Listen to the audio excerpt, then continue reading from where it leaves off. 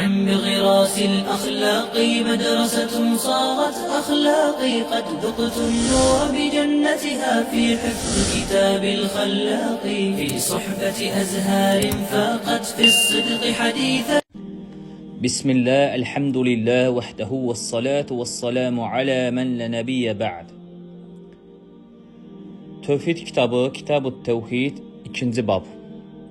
Tövhidin fəziləti və günahlara kəffarə olması. Uca Allah buyurur: "Ellezîne âmenû ve lem yelbisû îmânehum bizulmin ulâike lehumul amnu ve hum muhtedûn." İman gətirib, imanlarına zülm, şirk qatışdırmayanlar üçün əmin amanlıq vardır. Doğru yola yönəlmişlər də məhz onlardır. Əl-Ənam surəsi 82-ci ayət. Buxari və Müslimdə keçən bir hədisdə Ubadə bin Samit radiyallahu anhu rəvayət edir.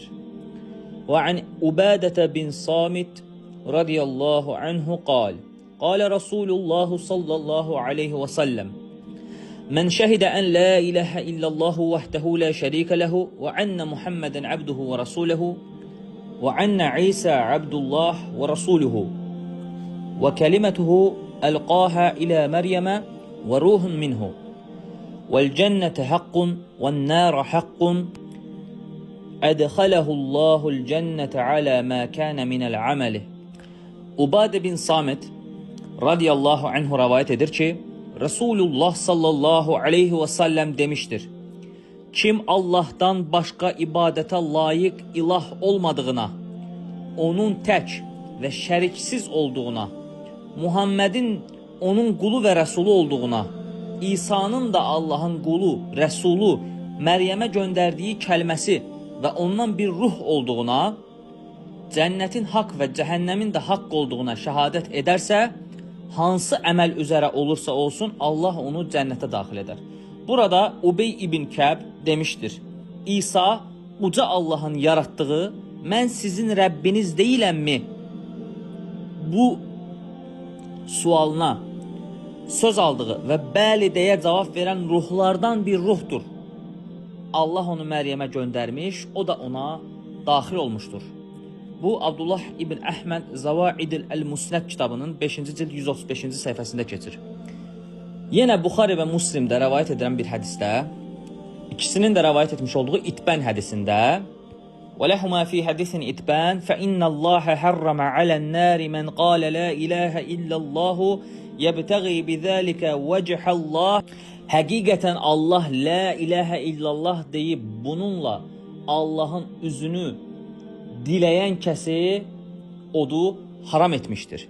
Yani Allah la ilahe illallah deyib bununla Allah'ın üzünü dileyen kəsi oda haram etmiştir. Ən-Nəsai el-Kubra, Əbu Ya'la, İbn Hibban və Əl-Hakimində keçən hədis belədir.